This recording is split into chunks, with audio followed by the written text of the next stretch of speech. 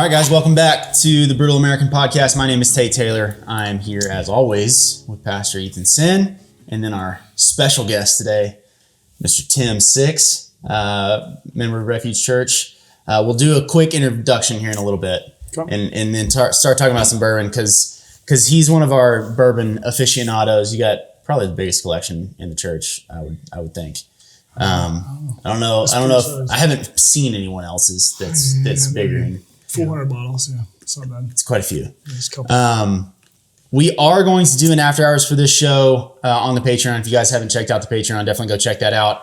We're going to talk about infinity bottles. I've referred to them for a little while as a legacy bottle, because I think it's kind of cool if you could, almost like your grandmother's sourdough, kind of pass it down to the next generation. I just think that's cool. But we'll talk about if you get into stuff like this, being able to kind of combine it and make your own custom blends at your house if you're into that kind of thing. So we'll do that in the after hours. Do you have to worry about killing it like you do your sourdough? Thankfully, no, you can't. Yeah, you can't kill that. It can't die. That's what's so great about an infinity bottle. That's the best part about it. Yeah. As long as it never gets. The only way you can kill it is if you just empty the whole thing. Which you're not supposed to do. Which you're not supposed to do. Well, you're not supposed to kill your sourdough either, but I hear about it a lot happening. Apparently that happens fairly often. It happens, yeah. Cool. So, we're going to talk about bourbon specifically. I think we'll get into some rye as well. But before we do that, Tim, give us a little introduction. Who are you? Tell the people. Tell us about yourself. Well, since Ethan said, tell us about yourself. I'm good. Thanks. I'm Tim Six. The reason that comment is so funny from Ethan here is because in the fighter product community, if you say, tell us about yourself, you're standing up in front of the squadron, you will be thrown off stage for talking more than 2 seconds. So, that's part of my story too. That's why I'm here. So we're my wife and I are both originally from Indiana, close to the Bourbon Trail, where my brother still lives today. Central Indiana area. Joined the Air Force out of Purdue University about 17 years ago. So I've been flying for the Air Force during that time.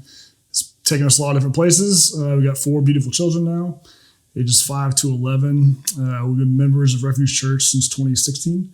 We were here for a few years and then moved to Vegas, DC, and came back a few years ago. So happy to be back. We're back in Utah, which we love. We're big outdoors people.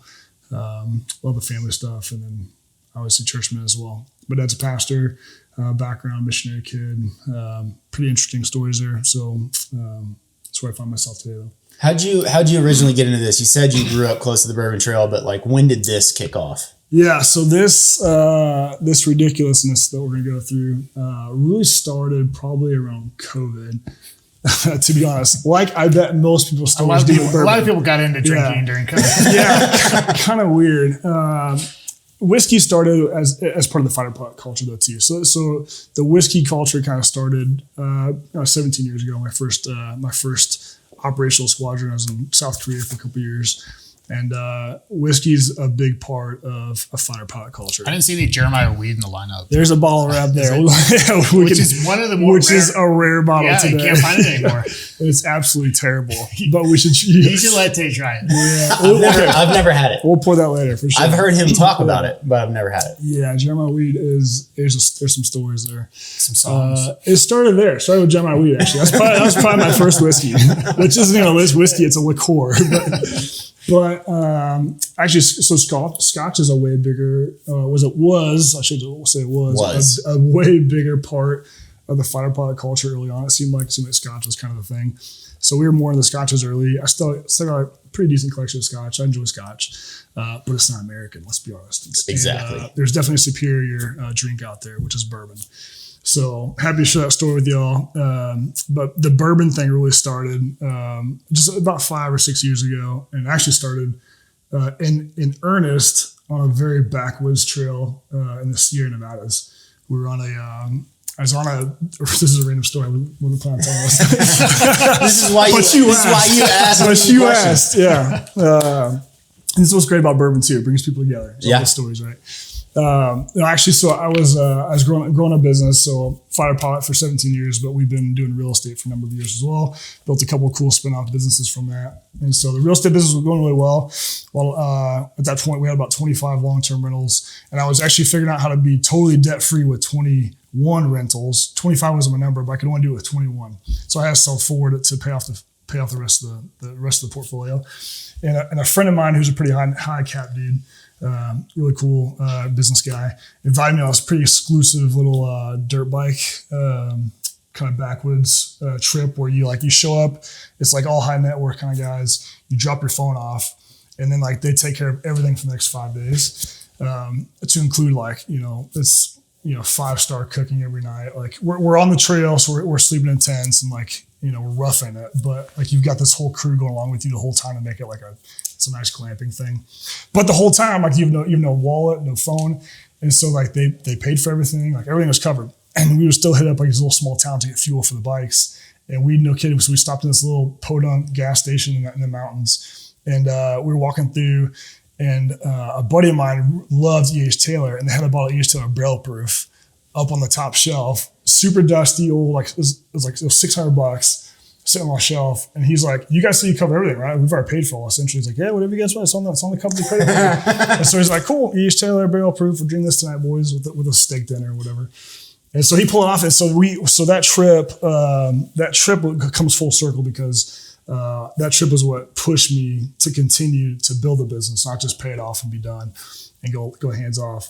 So it was a big turning point there as far as the business was concerned, and pushing to go to the next level and grow into where we are today.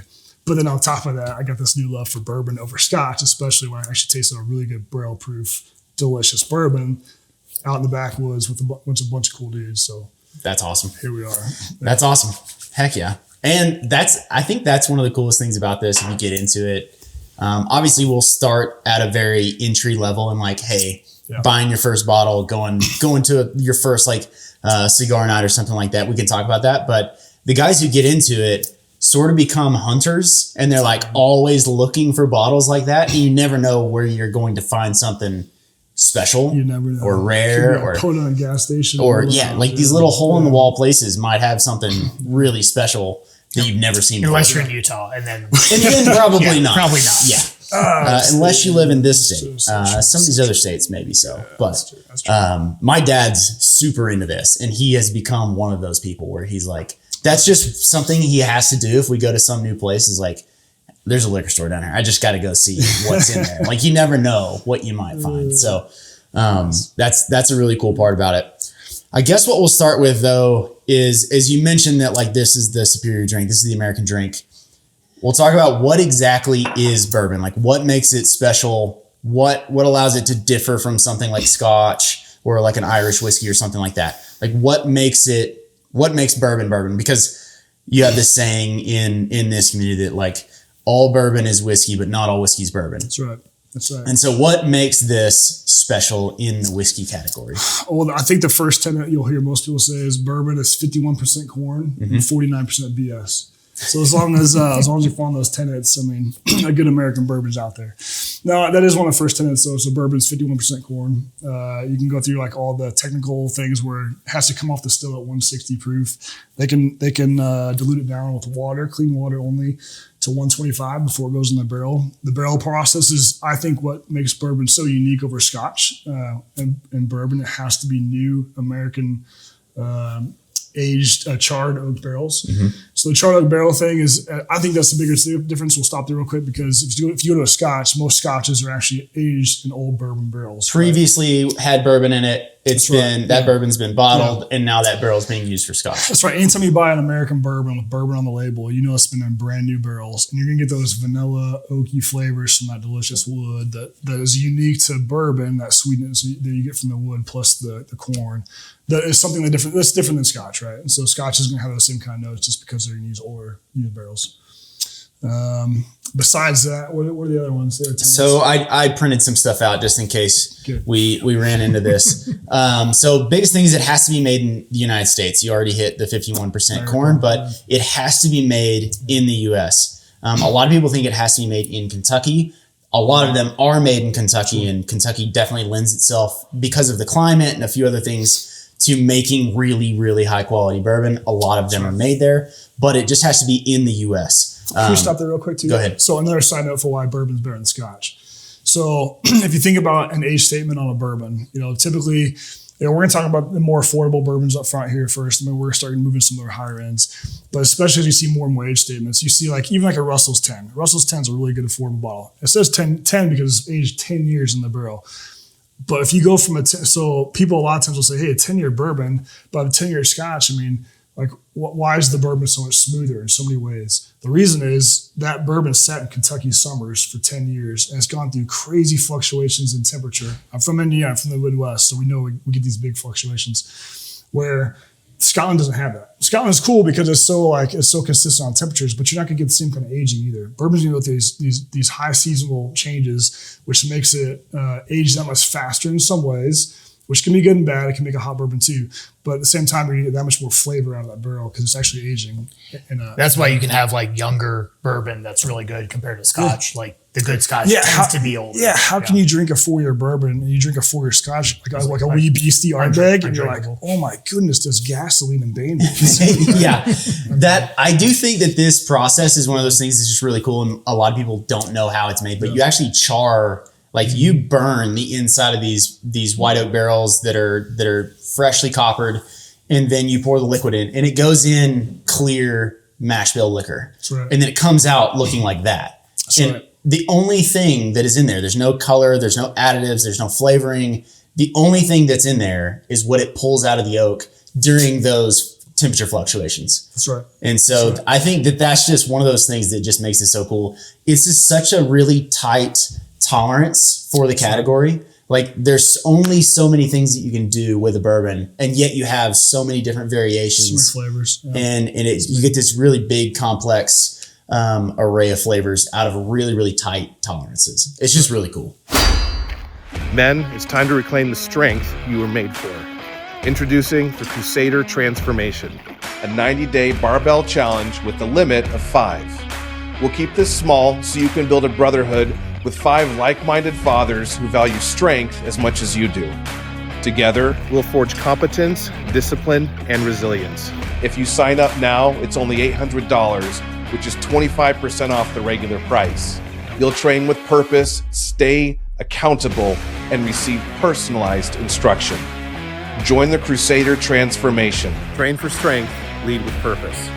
Sign up at crusader.fitness. Love nerding out.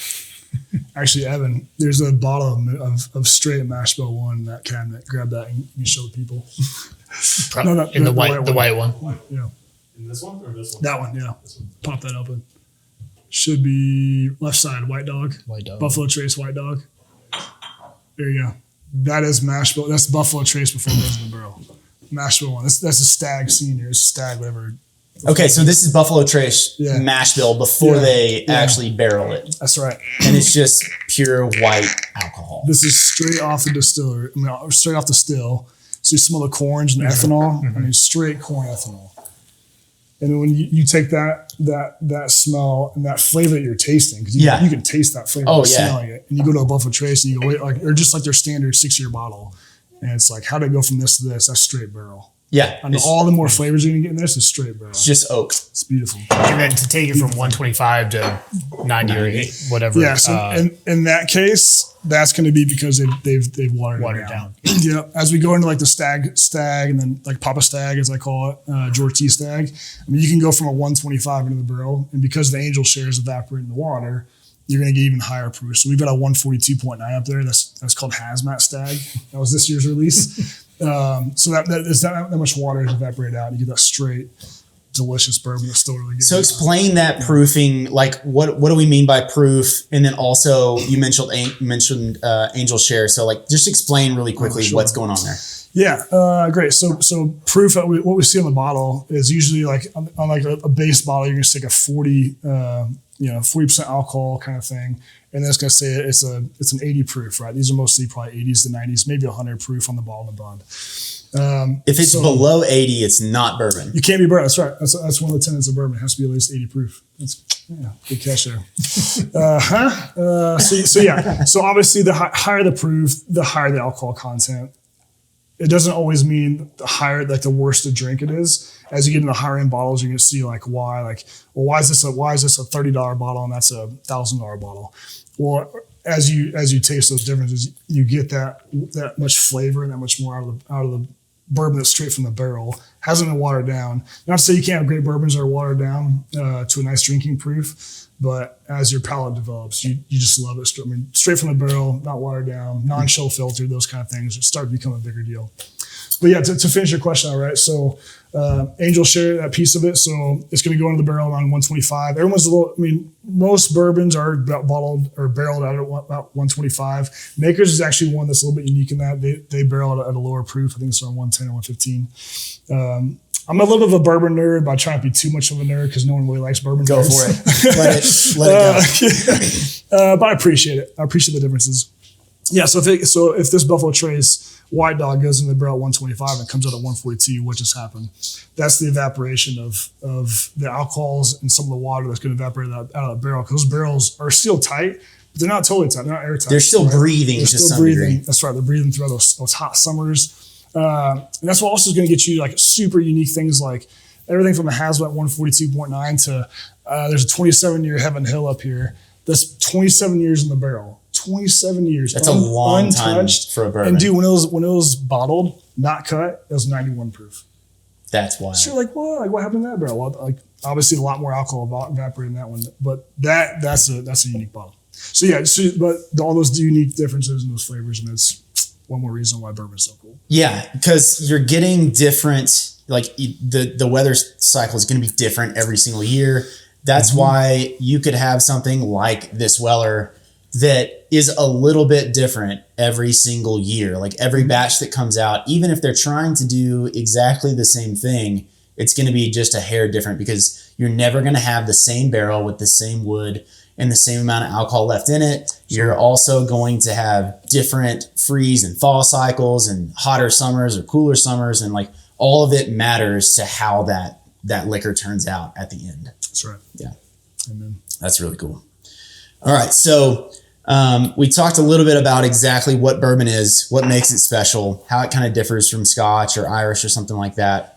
I think one of the other cool things about this, as far as like the history goes, is talking a little bit about the Bottle and Bond Act, because I think Bottle and Bond bourbon is just one of those really cool things. We've got a couple sitting here that is just a piece of American history that I think any brutal American sort of ought to know about is the Bottle and Bond Act. So Bottle and Bond Act of 1897. And we don't talk forever about this because we actually do want to try some whiskeys, but it says 4 years and 100 proof. Has to be 4 years, has to be 100 proof. Minimum of 4 years. Yep. 100 proof is standard though. Yep. Yeah, has to be 100 proof on the dot. So 50 ABV. It has to be produced in one distillation season by one distiller at one distillery. And it has to be in a federally bonded warehouse. So the entire process is extremely stringent. There are tons of regulations on exactly how to get a bottled and bond bourbon. Was this like after Prohibition that started? It was pre-Prohibition.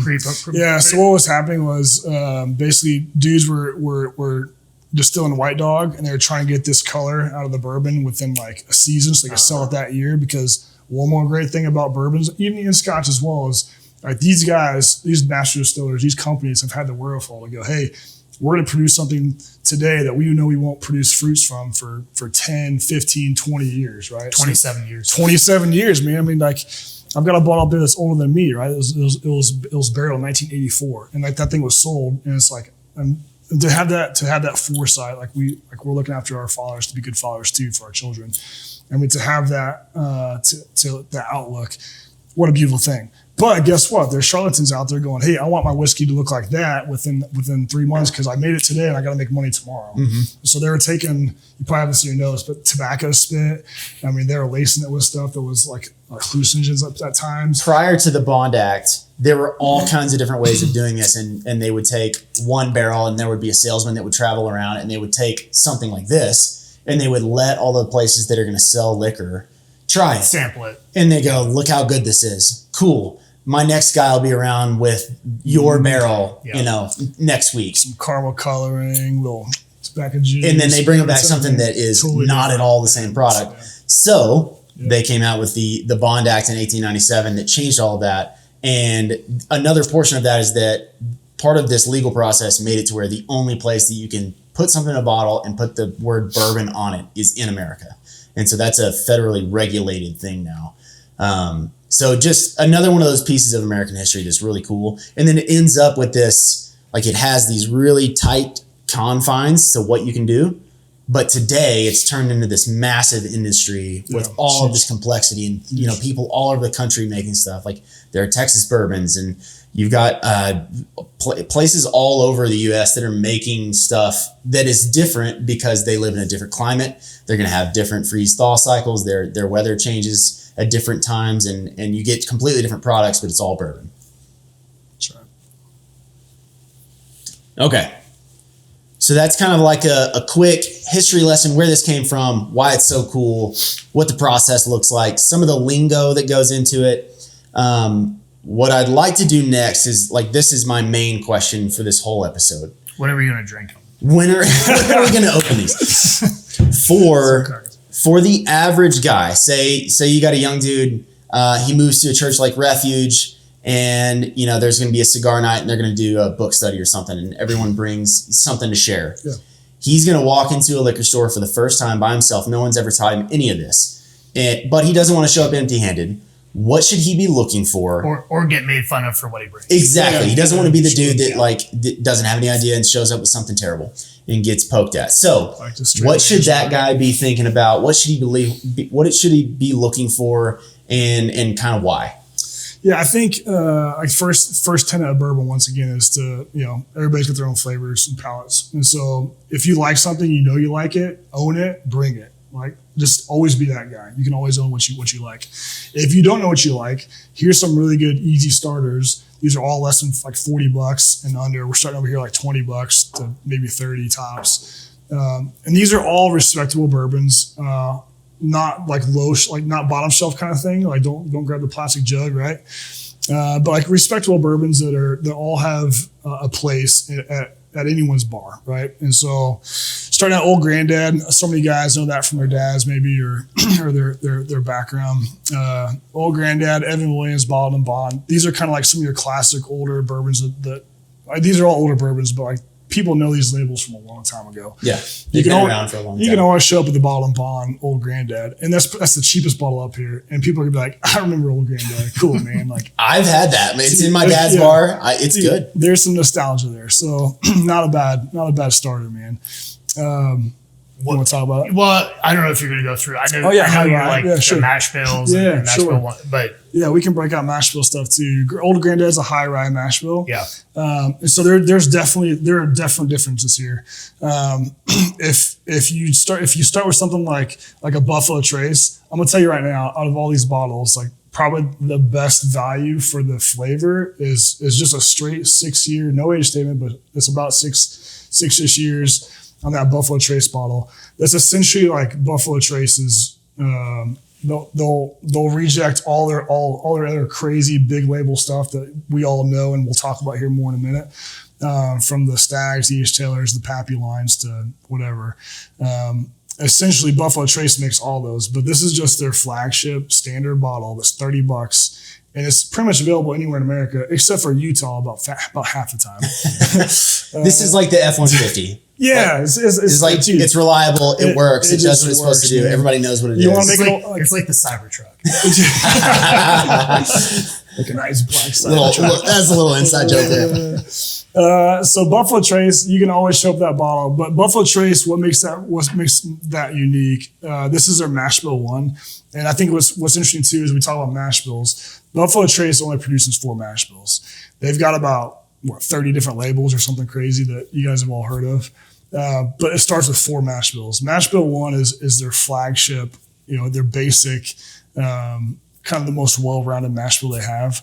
And what's unique about that one is you go from Buffalo Trace, $30, all the way up into, your George T. Stag, which is a $1,000 bottle. It's all the exact same juice dumped in the same barrels and similar warehouses across the property at Buffalo Trace in Frankfort, Kentucky. But dude, the flavor differences are amazing as you go higher, but at the same time, you can always come back to the Buffalo Trace and always it's still a good bottle. And that's basically just telling you what the other 49% is, right? That's right. Like how much wheat or rye or well, okay, so yeah, the 49% is up to anybody, but it has to be some grain like barley, rye is probably your biggest use, and then wheat. Those three, like you're gonna see different variations of them.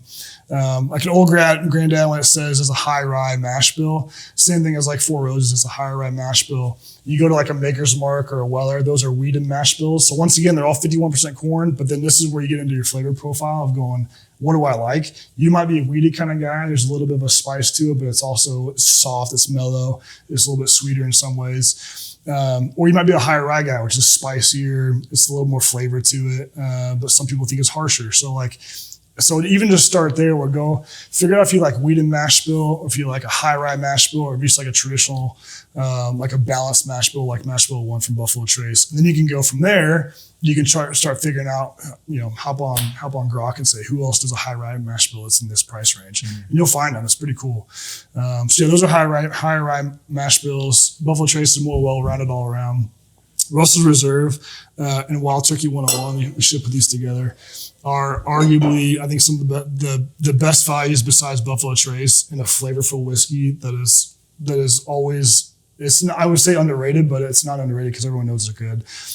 You go from here to a rare breed, which is only like $60, and they're fantastic. The rare breed is so good. Yeah, that's the next lineup for the $60 barrel or the $60 bottles. That being said, Wild Turkey has a unique flavor. Some people hate it. It's a little bit of a like it's lower. I've been to all these distilleries. It's really cool to see where they're positioned and how they make the bourbon. They're all really similar in how they make and how they barrel, but where their warehouses or their rick houses are all uniquely different. Wild Turkey is down on the river bottom, like close to the river, and you get like that river bottom style, like unique flavor. So that's my favorite. Like it's a funk to it. This is unique, especially since Buffalo Trace has gotten so rare and hard to find, and in some places like that bottle, which used to be really affordable, can be way overpriced. You can go in any store, like any store that has liquor is going to have Wild Turkey 101. And it is, I think it's right there next to it as far as value for what you're getting. Yep. It's really easy to find. And the whole Russell family history is just really cool. Russell's. So, those are, I'm a Wild Turkey guy. I really like Wild Turkey. And we're going to have a Russell's Wild Turkey bottle in all these lineups because once again they're all so good and unique. And Russell, Jimmy Russell's still around the distillery. Yeah, we were out there 2 months ago, and he was there on a Sunday afternoon. He stops by.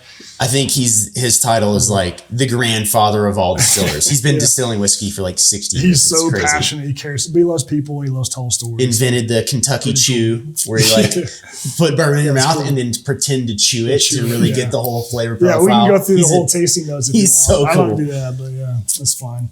Four Roses, same kind of classification. I wouldn't put it as high as like on the undervalued kind of style, but if you like a higher rye, that's mash bill. That's a good spicier bourbon. What's unique? We threw High West up here because we got to talk about High West because it's in our backyard. I was just there on Friday. There you go. See, yeah. So Utah not well known for their whiskeys, but High West at least produces some unique flavor whiskeys that they push the market a little bit in their own way, which is kind of cool. The reason I brought this bottle up, though, something to highlight if you guys, just for educational purposes too, High West, smaller distillery getting themselves off the ground, if you will. It took them, it takes these guys a long time to build enough, warehouse space, and barrels are aging for long enough to actually start producing. So what's really normal for like a younger, newer startup kind of distillery is to source their bourbon from another distillery. Is this MGP? It's MGP blend. Okay. Yeah. So MGP, Lawrenceburg, Indiana, just down the road from where I grew up in southern Indiana. MGP is one of the massive producers of bourbon that doesn't put their name on anything, but you see them everywhere. Yeah. They're in like 50 different labels across the aisle. So something like High West, distillery's going to go out there and say, hey, they're going to select the barrels and say, these are close to what we want. They're going to give them the mash bill. They'll distill, they'll age them in their rick houses, and then they'll sell them to them. And then they'll put the label on it. But a lot of people don't know that. There's a lot of pretty well-known brands that actually have MGP in them. And so they're blends. Better than Blanton's? No, they're blends. Yeah. Oh, they're blends, yeah. Yeah. But also probably better than Blanton's. blends too. I still like blends. We'll talk about blends. Yeah, I was a little overhyped. But they're old enough now where they're making their own stuff. They are, yeah. But they still can't keep up with demand, so they're still sourcing MGP. They're doing less of it now, so that's true. But even like their double rye, that's the MGP product. I mean, they'll mix. Is there Rendezvous? The Rendezvous, I think, is too. But what they'll do is they'll still put their own bourbon in it too to call it's their own blend of bourbons. Yeah. But it's like, it might be 50% of NGP and 50% of them, or like 10%. I don't know. Yeah. But yeah, so that's a blend, but it's fine. It's good.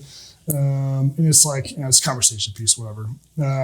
Maker's Mark is a wheat. So when we get into like Makers and Weller, I pulled these two out. These are unique to these because these are wheated mash bills. And so these are going to be a majority wheat after that first corn. That's a unique Maker's bottle you got there, though. Yeah, because I will tell you guys, don't show up to a party with just a normal Maker's Mark. Unless it's like a frat party. I will make fun of you. I mean, if you like to wax dip, fine, that's cute and all. But Makers has a good name. I've been to their distillery a couple times. If you go, you'll see why I'm saying that. They're a little bit gay now. But that being said, Makers does have a really cool historical feel to their distillery. You actually walk in to where they're creating the mash, and there's still like the big old like 10x2s, like huge vats. They can only produce so much because they've kept those traditions. So I do respect Makers. They do make a good product. I think just their standard Makers is kind of but it's but if you like wheat and mash bill, like you might like Makers. So once again, it's okay. Like go for it. That was also like my standard Fighter Squadron bar drink was like Makers and Coke back in the day. So I don't know. It's easy to make fun of, but you don't have to. Weller. So this Weller green label is called a Special Reserve. This is a $35 barrel or $35 bottle. It should be. It's $35 on the shelf. If you can find it on the shelf. Yeah, buy it, all right? Yeah. For $35, fantastic value. Because once again, we're going back to Buffalo Trace. Weller is one of Buffalo Trace's lines. And we talked about Buffalo Trace has 4 mash bills. One of their mash bills is the wheat and mash bill. Well, the wheat and mash bill is so well known because that's Pappy. So all the sweet, awesome $5,000 bottles of Pappy start actually as that same juice. So if you want, you can call it Reject Pappy.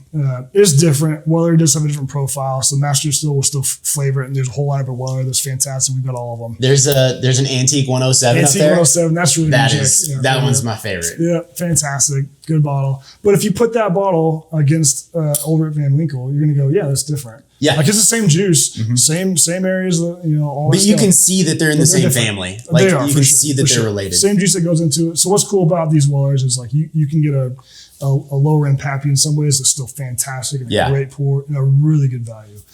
So you got to pitch Weller. But yeah, unfortunately, they don't last on the shelves very long anywhere in the country. Stepping over here, these 3 are unique just because these are called double oaks. So all these here, and most bourbons are going to go into the barrel. They're going to stay in the barrel, and they're going to dump them out of the barrel. They're going to put them in the bottle. What's different about a double oak, if you see a label like that, what they've done is they've dumped it out of the barrel the first time, and they're going to put it back into a second brand new charred oak barrel. So you're basically going to double the barrel flavor. So if you like that, like the vanilla-y, like oaky kind of cool, sometimes smoky flavor. I think it's really fun. I like double oaks a lot. They tend to be like smoother. They're in there longer. Yeah. Sweeter. Like a little bit sweeter from that wood. So you just get that much more flavor from the barrel. Some people don't like it, but I think it's a really fun flavor, and it's a fun place to go. Like do a normal bourbon, try double oak. You might love it. And so these are 3 double oaks that are all less than $50. Double oaks are a little bit, just a touch more expensive on the lower end. You can get into double doubles and quad oaks, which get really pricey.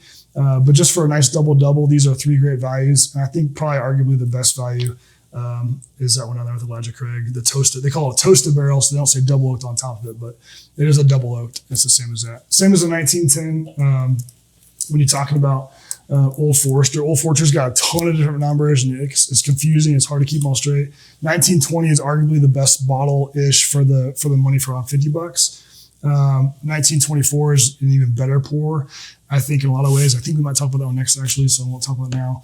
So 1920 is a great just straight bourbon, but then the 1910s that's their toasted barrel, their double oak, which is a great value for like $40 or something. My brother-in-law, this is one of his favorite bottles. It's great. It's really good. I think I like the 1920 better but it might just be a proof thing because this is a lower proof, and I think the 1920s, yeah, it's higher, a little higher proof, like 115 or something like that. Sounds right. Yeah, but this overall section, maybe not some of the ones on the end, but you're under 50, under 40. Yeah, these are all. I mean, you're talking 10, 20, $30, 30. Yeah. This might be 40 because it's High West with their name on it. 30, maybe $40, 35, but obviously it might be a little more because if you got to pay for the allocation. And then the toasters are usually closer to 35, 40, just on that end, a little bit higher.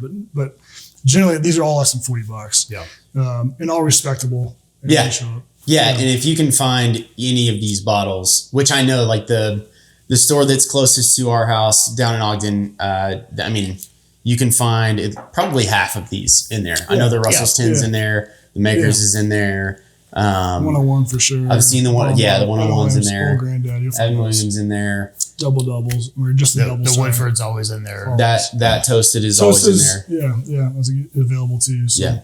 These are all findable, gettable bottles that are not going to break the bank, but also are really, really good quality and great bang for your buck. Yeah, and you can also buy this and sip it if you want. You can throw it on ice if you want, or you can make old fashions and no one's gonna laugh at you. You pull out like some of these $100 plus bottles, like you make an old fashioned, we'll laugh at you. Maybe. Or shoot you. Unless it's Ethan with all the money he's got, it's fine.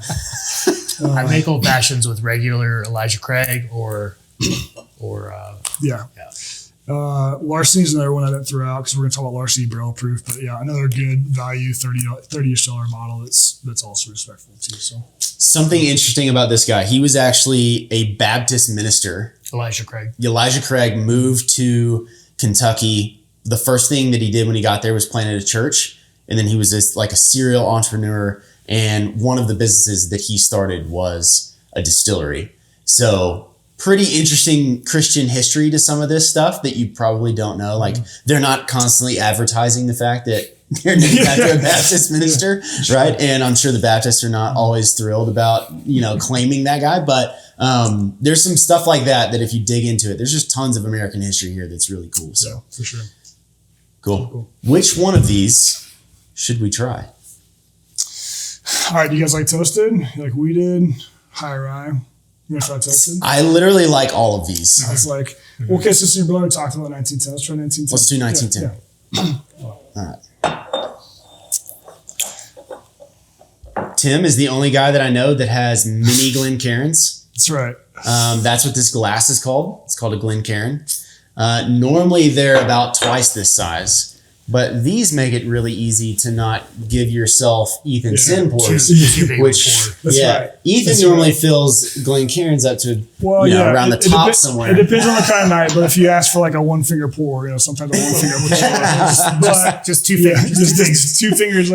So we're gonna taste. Hopefully, go through a lot of different cool bourbons tonight. So.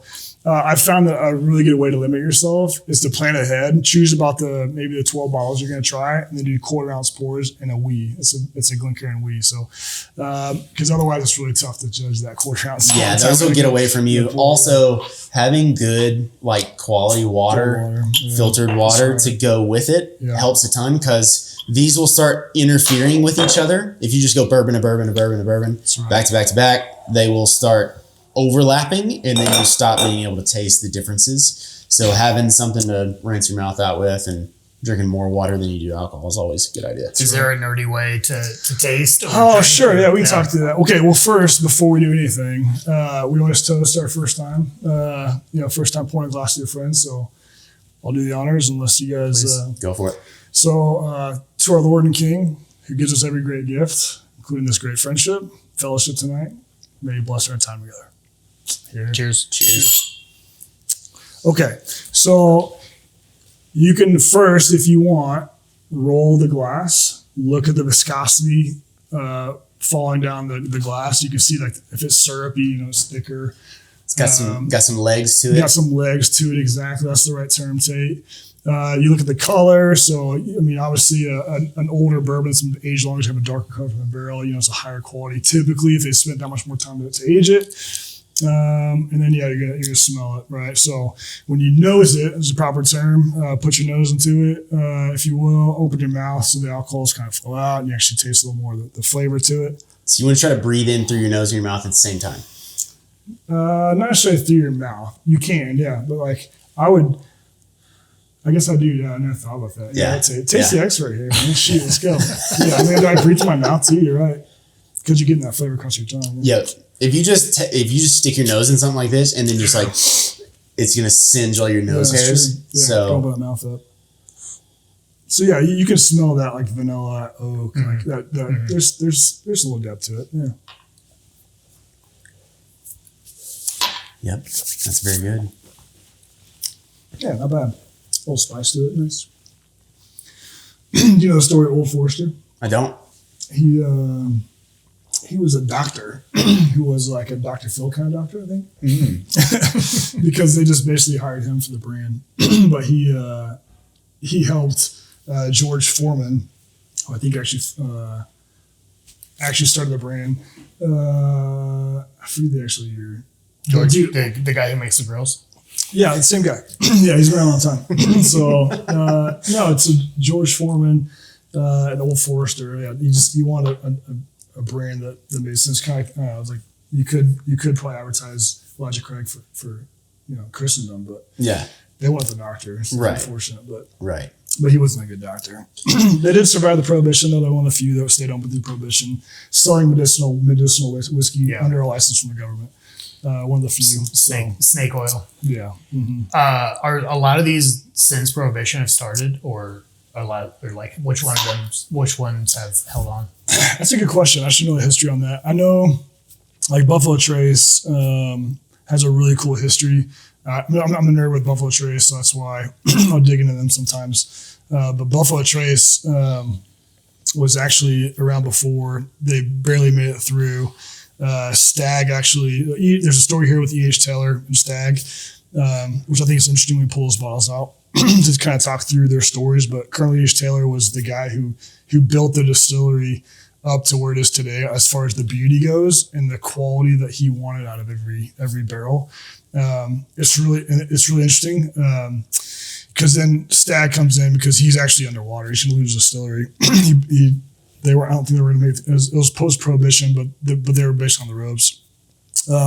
George T. Stagg rolls in. He's a business guy. He's smart. He's wise with money, but he doesn't have this. He has a passion for bourbon, but not the same kind of quality QC level that E.H. Taylor always has. And so they basically partnered up. They actually didn't have a great relationship. But Stagg essentially saved Buffalo Trace. Did a rebrand there. Started out they have the different the labels that we know, including eventually Blanton's. But what's really interesting is if you walk through Buffalo Trace's grounds today, it's fascinating because on one side there's like the original where E.H. Taylor like built the distillery, and then you literally look on the other side of the sidewalk. And it's not totally different, but it's really different. Windows. On the one side, you see like the arched windows on rick houses. These are rick houses. Like, no one care. They're warehouses, man. Like throw them up. They're brick. They're old glass. Yeah. But dude, each Taylor built it for beauty. He built it for beautiful grounds, arched windows. You look on the right side, it's a standard like warehouse looking thing with square windows. That Stag came in. He's like, we can't keep doing this, man. Like, is that your favorite tour? Buffalo Trace probably has one of the cooler histories and probably one of the coolest as far as if you appreciate bourbon, like you will go down the Buffalo Trace rabbit hole in some ways. If you like Buffalo Trace is probably one of the only bourbons I found that has this almost that sweeter like cherries and vanilla that's so common to any of their brands. That's so hard to get anywhere else. I will say Old Forester has done a fantastic job. Like when we were talking about King, Kentucky, top end, like super dark depth, like amazing whiskey that's really unique to Old Forester's line, which when you get to the King, Kentucky, but like the whole Pappy line. I mean, Buffalo Trace kind of nailed that one. So hard to talk bad about any of them, but for sure that one. Yep. Yeah. That's very, very good. You want to talk about some rye? Yeah. Let's do it. Yeah. So we've talked about bourbon. Bourbon's 51% corn. Get the label. We talk about all the things. Now you can go not just to a high rye mash bill, but actually to a rye mash bill, where it's actually a rye whiskey. So a rye whiskey is going to be at least, once again, 51% rye as far as the ingredients, and they can do whatever they want past that. Oftentimes they're going to do like a 90 or 95% rye mash bill, really high rye, but you're going to get a lot of unique, spicier flavors with that. So you're going to swap these out? Yeah, swap these out. Let's do it. I'm Ethan. And I'm Luke. And this is Defiant Machine Works. Here at Defiant, we specialize in precision firearm customizations that deliver performance and aesthetic. hand stippling for superior grip and control in any condition, CNC slide milling and optic cuts, porting to reduce recoil, and flawless Cerakote finishes in any color or pattern you want. The best part? Industry-leading turnaround, your custom build finished in 2 weeks or less. No endless waits, just high-performance firearms that stand out. From Glock to SIG, Smith & Wesson to CZ, we handle it all with over 10 years of collective machining experience. So take your build to the next level, head over to DefiantMachineWorks.com and use code WARCHEST at checkout for 10% off. That's WARCHEST at checkout for 10% off. Cool. So we've got a lineup of ryes here, different ones to look at. You mentioned a rye mash bill, high rye mash bill. But as we were discussing that, you did mention you do have these different markets. So like these lower end bottles, not that they're not good, but they're just more findable. You're usually going to be able to find those for MSRP, whereas these, you probably are going to find them more often on the secondary market. So this is a thing that's sort of unique to this lineup of stuff. Like a secondary market for, I don't know, pistols is like someone reselling a pistol, right? Unless it's some really rare collector's item. This stuff falls more into that category of like, these are one-off collector's items. Guys are obsessive about them and they're not always easy to find. So a lot of times you're finding them after someone's already bought them. So kind of explain what's going on there. Yeah, so supply and demand, right? Economics works in most markets, even black markets with people reselling whiskey on the secondary market, or there are legit secondary sellers out there too. But yeah, typically, yes. So we're gonna talk through real quick, like Sazerac rye. I think is probably one of the, if not the best value, probably the best value actually in this lineup. $30-ish bottle of rye whiskey. That's a Buffalo Trace product again. Not trying to push them too much, but let's see. So Sazzy, just like straight up $30. Great for making really good old fashioned. I love Saz rye old fashions. But if you want to go next level, the Thomas H. Handy Sazerac or the Sazerac 18 year. These are where the bottle, once again, same juice goes in the barrel, but they're more unique, more aged. You're talking about a 90 proof on this guy. To Saz, this is straight rye, so I'm not going to cut it all. So 125 proof. And the Saz 18 they're going to cut. So yeah, it's back to the 90 proof. So it's kind of funny. Like this is an 18-year age statement. So just really the same bottles, if you will, in a lot of ways, just age 18 years. But you're going to go from, retail might be, I forget, few $100 maybe low end. But there's so few made because it takes so long, 18 years for a distiller to hold on that barrel and then put it in the bottle. That there's so few released that people like the bourbon hunters, you guys just find this stuff. They find it in the back door Kroger sometimes. They find it from Uncle Frank's gas station, like out the, once again, like cash buyer kind of thing, wink, wink. So they're really hard to find on the shelf. If you ever hear about an allocated drop, they're called allocated bourbons or ryes, in this case, allocated whiskeys. Means there's only a certain allocation. So like for that gas station, for every, they basically, most of them do a similar way where it's like, hey, if you sell 4,000 cases of Fireball this year, like we're gonna give you an allocation of like 2 Saz 18s kind of thing. Yeah. A lot of times the owners hold on to those. They might sell them on the side. They're supposed to sell them on the shelf for retail, but we know how the market works sometimes. Yeah, that's just not how it works. Oftentimes, if you go into a store, you can actually ask the guy behind the counter, like, hey, you manager, you owner, like, is there anything hiding back there that people out here don't know about? And they'll have stuff hiding in the back for people that ask for it, kind of a thing. They will. And sometimes they just want to hold on to it because they want to make sure you know what you're buying. So yeah, the keywords there, you're getting allocated bourbon or allocated whiskeys right now. For second. And don't you go to liquor stores with BX, they'll have days where they're like getting shipments. And hey, drop people, on Friday at 12. You'll see people lined up for like 2 or 3 hours, like waiting. I've only done it a few times, but I mean, we did a drop out here in Ogden because a buddy of mine's getting into this, and it's really fun. It's like a social thing for us now. But we went out there for just a each Taylor barrel proof drop.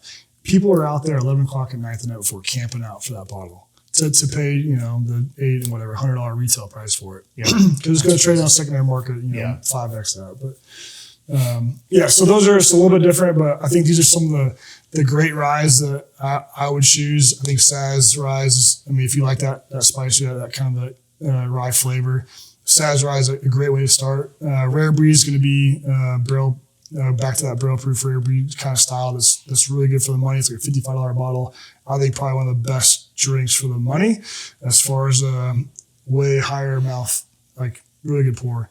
Back to Russell's being a fantastic pour as well. Once again, same distillery with Wild Turkey making a good product there. If you like Michter's, Michter's has a really cool following too, which is they produce as a barrel strength that's really good. And then these are two really unique ones. I love highlighting Bluegrass and Old Monroe. Bluegrass especially, super small distillery in Kentucky, family owned. Old Monroe's same way. It's really small family distillery in Southern Illinois, making great products that I love to pick up. So this is one of those things like, hey, there might be a really cool small distillery in your backyard that I've never heard of, but you have because in the backyard. Like, try the local stuff too, because you might find some really unique flavors that rival some of the big guys for way more money, where they're like a $60 bottle. And a really cool pour, and also a really cool bottle to bring to the hangout, right? Because no one's seen a Bluegrass or an Old Monroe, but everybody wants to try something unique and different. Mm-hmm. Try it first, make sure you like it, make sure it's not trash, but there's some really cool small distilleries out there that might only produce 1,000 bottles a year, but they're making a really good product. And there's not a big market because no one's ever heard of them. So that's where I would pitch those. And then Thomas H. Handy, I think arguably if you want to start talking into like, hey, let's say you love ryes and you want to get that really special bottle. This is where we start talking about, what price range do you have? What are you willing to spend, or what's actually in the budget? Don't break the budget. But if you want that really special bottle and you're a rye kind of guy, I think this is probably the first bottle I would go to. Thomas H. Handy is just like a step up in flavor. You get like some really cool tangerine orange peels that are really unique to that one that I don't see anywhere else except for unless you step into a family reserve, which is like, you're like, hey, maybe you're retiring, like your dad's retiring, like, and you want to break the bank and go buy a really nice bottle that's super special for the family kind of thing, or like that big occasion, like split it with all your brothers. Yeah, dude, like that's like there's a lot to be said about buying a special bottle and enjoying it. I put Saz 18 up here because I'm gonna be honest with you, I think that's an overrated bottle. It's way overpriced. It's very expensive, but for what it is, I'm just gonna put myself on record and say I think it's overrated. Like you might say Blanton's is. So for the price, I'm going to come down here to Thomas H. Handy. I'm going to say that's a great pour for secondary market. Once again, this is a retail, like $150 bottle. Secondary is probably around $450, $500 or so. But if you're willing to buy that special bottle, that's a great rye if you like ryes. So you guys want to try it? Yeah. Absolutely, I do. Fave. How do you know, like, secondary market, what's a reasonable... Like, is there a multiplier? Is there a That's a good question. grok? What should I be paying for? Yeah, this? you can totally. The grok I've found is like kind of all over the place. Yeah. Sometimes kind of weird, right? Like everything else. But you'll at least get a ballpark. Yeah. You can also hop online, just do the standard Google search, and see what's out there. But I'm gonna tell you, like, this is super common. There's always the fly by night, like pop up websites that have the allocated bourbon that's like too good to be true. Like, if you hop on and you know that like you figured out that that's a $500 bottle, and you see somebody advertising for $275, like free shipping, that's not a real website. Yeah, I guarantee it. So just do a little bit of research. Do the old like, is this a real website? And you'll see it ain't real. Or have a brother on the Bourbon Trail who goes to the back door Kroger and has all the hookups. Yep. Yeah. Just like everything else, it's about who you know. Oh, weird. Yeah. Economy. Yeah. Is it really like caramel on the nose? What'd you call that? I get a tangerine. Really nice. Smell? I'm curious if this is going to be different for me. It's been a while since I've tried that Sazerac on the end down there, but the last time it was mainly that tangerine at the end. Like the peppery, still taste it. Peppery like spice that it adds to it. Yeah, for sure. What's cool too about like when you get into a higher end bottle too, without this is much higher proof, right? Oh yeah, 125. That's really good. So like you roll this one around, like you're gonna see the legs in this sucker just like dripping slowly down the glass. Which honestly, like when you taste that too, like I can still taste it, right? Yeah, it just lasts forever. It's just forever. Yeah. So you pour a a cheaper, lower end, no big deal. But like you're gonna get the flavor. It might be there for a second and it's gone. You're like, I need another drink. Some of these higher end bottles, like you can just take a nose, take a sip, enjoy it, still enjoy the flavor, have a conversation, and you can go back to it slowly. It's a really cool experience. It's a little different, unique. That's really good. Yeah, Definitely has more of that like coating to it, like you're talking about. Yeah. You can tell the difference in how long it just sticks around compared to the first one that we tried. Yeah. That's great. It definitely does. That's one of the more unique. I never had that much orange flavor. And that's a rye too. Ryes are normally more spicy. Yeah. Like baking spices. You might get nutmegs. Or I'll be honest. I'm not the guy who's going to drink with you and go like, I smell like sweet cloves and sunflower seeds. Like typically I'm like, yeah, I like that. Yeah. And then occasionally it's like, dude, like oranges. Like there's oranges in that, man. Thumbs up, thumbs down. Yeah, let's be honest, man. Like no one wants to hear about your cloves and whatever. But if you do this, I mean, you do you, I guess. But yeah, it's good to have the range and be able to like enjoy something with people, but you also don't want to be the snob that's constantly like pinky up. You have to interrupt the conversation constantly to talk about the notes of the whiskey. The trick is to be a connoisseur and not a snob, right? Exactly. Yeah. What advice do you have on that? All the snobs are like, they act like they know all the different things and they do all the correcting. Like actually, this one they've got the inside scoop on. I'm surprised you didn't know that. This is actually a way better bottle. Oh, Maryland, this whiskey. Oh, you're a complete idiot. I had no idea. That you're totally wrong about that. Yeah. That is really, really good. Yeah, good. Huge fan of that.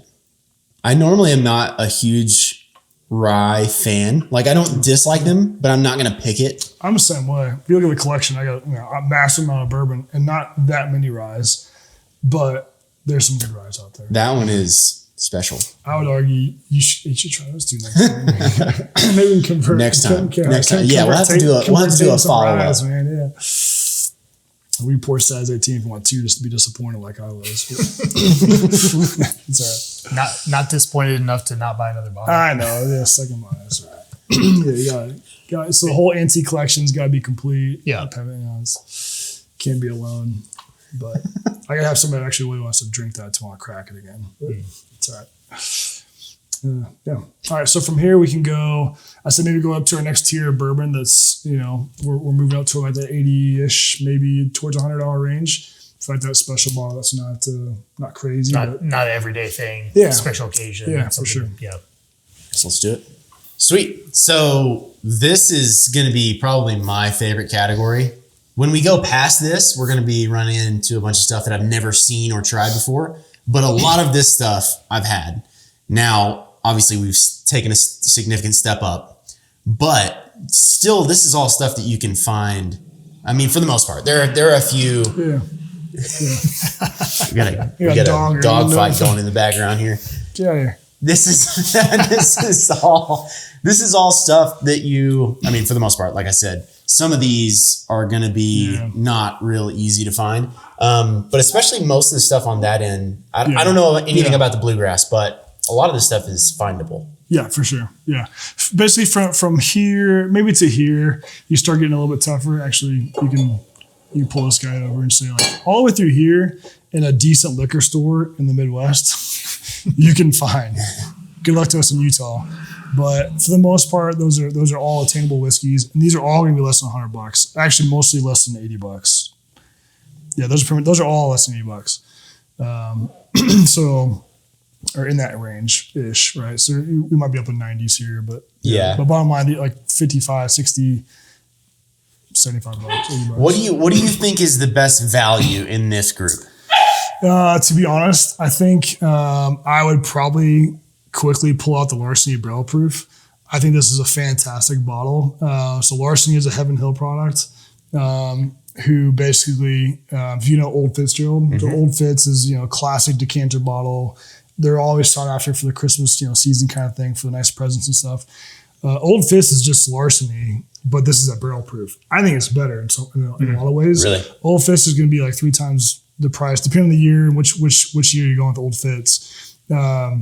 Larceny Barrel Proof which obviously is a step up from Larceny, is a fantastic bottle, and it's a wheat and mash bill too. So if you like that little bit softer, sweeter flavor, Larceny barrel proof, fantastic bottle, super attainable. It's on the shelf most places. I don't know, $50-$60 maybe. Yeah.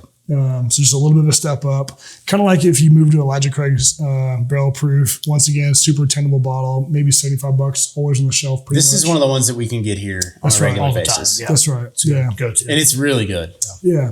And so for guys like if you find yourself liking straight from the barrel, essentially that kind of flavor, these aren't single barrel, but they're barrel proof, which means they're going to take the barrels and they're going to dump them all together, make sure that, similar flavor profile to what they're used to, and they're going to put them in a bottle, which we can hop into the single barrel stuff. Let's talk about some labels real quick, because you have single barrel, you've got small batch stuff, you've got cask strength or barrel proof. That's right. You've got all these different terms. What do some of those mean? Why are they significant? Which ones carry weight? Which ones don't really matter? Yeah, so if you like that higher viscosity, that longer last, like that deeper flavor, going to be a little hotter, right? Because it's barrel proof. Barrel proof is going to be little higher on the alcohol content. Higher alcohol content. So might not be like your first drink out the gate as you're figuring this stuff out. Barrel proof is your first thing you're looking for. So these are all barrel proof. Where essentially you're taking all the barrels. They're going to dump them together. They're going to mix them still. There's no water added. That's straight. Angel share is gone or whatever it is. But it's straight from the barrel. They're usually non-chill filters. So they're not going to put them through any kind of like distillate or filter process. And these are going to be like 110 up and up. Plus. A lot of times, a decent barrel proof is usually around 120 in my opinion. Yeah. You're going to see lower, obviously, and that's okay. But typically, at least 110 plus. A lot of times, the 125. I think a great entry into bourbons like this is that rare breed. Yeah. Fantastic value. It's usually around 115 to 118 proof, somewhere in there. So it's not super high. Like 117. You're so close. Yeah. There you go. But it's not going to be something like this where it's like 130 or something like that. Right. Yeah. It's which is a significant difference. And it's really good and it's findable. I would agree with you on the Larceny. I do think just because it's wild turkey and I just like the flavor profile a little bit better, I'm probably picking the rare breed, but they're both fantastic. Both fantastic for sure. I'm going to give a shout out to my Indiana MGP again real quick, Old Elk. If you guys didn't know, once again, back to that MGP discussion, this is an MGP product. This is labeled under Old Elk. Old Elk's one of those older brands too that's been around a bit. They say they're from Colorado, but this is Indiana. So this is a straight wheat whiskey, so it's kind of unique. So 120 proof. Pretty cool flavor. Really good. Yeah, really good. Fun. Bluegrass Distilleries, once again, I'm giving the shout out. Small distillery, small family farm in Kentucky. This is a blue corn whiskey. So talking about terms again, right? So blue corn is going to be, once again, still bourbon because all it says is 51% corn. You can use blue corn, which blue corn is a really unique flavor. It gives a lot more of that grains, like I call it in the barn. It's a nostalgia feel to me. It's almost like farm hay. Yeah. Kind of like you just got done, I just got done mucking the stalls, man. I'm there, dude. I'm on my uncle's horse farm working for him all summer, like I did up in Peninsula, Michigan. Mm-hmm. Like really cool memories there, but also like that takes you back to your childhood too in some ways where you're in the field, you're enjoying that. So blue corns can be really unique too if you see blue corns. We talked about these, fantastic. Booker's is really attainable too, kind of controversial sometimes in the bourbon circles because it's a Jim Beam product, which has a really unique flavor, different than most bourbons which we're usually sipping on, but still a good product that a lot of people like. Is there a reason for that? It's just Jim Beam typically is like, it's a little bit more of a nuttier cashew style flavor. It's what I call it. That's my terms for it. I don't prefer it, but it is still for a good barrel proof style product that you can attainable. That's the first time I'll drink a Jim Beam product. Move to that for like a little book or something. They're okay. They're pretty good. Yeah. But some guys love them too. I'm like, I know you've had it, right? You enjoyed it. Yeah. I go to this a lot, especially when we're like birthdays or holidays or something out here because you can always find it. It's in a nice container. And it's pretty good. It's a nice gift. It's pretty good. And people appreciate that. And it's pretty high proof. It is, yeah. The little book is, you don't have one out here, but the little book is really interesting. My dad has one and there's like, it's a funky blend. there's like some 40-year-old stuff in there, but then there's like this. It's a funky melon. It's good though. Yeah. And what's fun about boogers too is like every year is a little bit different. So yeah, this is a 128.5 proof, right? So this is a 2017 pour into the bottle, but every year is a little bit unique, and they'll give you a card. You can read about it. They name them all something. They name them all something cool. unique. Yeah. They have multiple releases of them like throughout the year, like 3 or 4 different. Yeah. So there you go. That's the first release, 2017. But you're right. You're gonna see dash whatever. So, yeah. So those are fun. Those are unique. Back to Old Forester again. Got to give them a shout out for their single barrel. Okay, so now we're getting single barrel. We can talk about that. Yeah, tell us about single barrels. Yeah, so barrel proof. We're going to dump all the barrels. We're not going to cut it. We're just going to bottle it straight out of all the dump of the barrels. What's unique about single barrels? We got a couple here. Yeah, a few in there. These are legit single barrel. So the distiller's going to go through and say, hey, that barrel is okay. It matches the flavor profile. It's not too crazy outside the profile that it should be. And they're going to dump it into the bottles for that barrel. So like for Blanton's, Blanton's is a big name because everyone knows Blanton's because Blanton's was the original single barrel bourbon. So Colonel Blanton would, as the story goes, he'd run down to the rick house for he's going to throw a party that night. He would select a handful of barrels. He'd try them. He'd go, that's the barrel for tonight. As people would pull it down, they rolled up. And they would serve that barrel for that party that night. Everyone enjoyed it. And then he would always bottle a handful of bottles, send them home as gifts. He was the original single barrel bourbon kind of guy. It's not really caught on, obviously. It's huge today. Single barrels are fun because they're so unique. Like you could love one bottle, but then try the next one from the same distillery or whatever it is, and it tastes totally different. So typically you're going to get something like, this is bottle number 196 that came out this date from barrel number 12 from Rickhouse 4. So it's unique. It's a 93 proof on Blanton. So Blanton's is the one who marketed that well, get the unique bottle. Tell us about the horses, because this is one of the other things that's unique about Blanton's is that you've got these stoppers that are a little bit unique. Yeah, people love to collect Blanton's because if you get all of them, it spells out Blanton's, right? So every stopper's got BLANT, ONS all the way through, and then if you collect them all, you send them to the distillery. They'll send your stoppers back in a stave. Nice little gift. Put it on your coffee table, I guess. And they look like they're in motion as they're traveling across the state. That's right. Yeah, it's the progression of the horse of the race. It's kind of unique. So what's unique about this single barrel Blanton versus single barrel Blanton is this single barrel Blanton is still going to be cut with water. So it's straight from that one barrel, but this is a 93 proof. So they're going to cut it to that 93 proof, which they think that's where it needs to be bottled at, versus a single barrel Blanton's that's actually straight uncut from the barrel.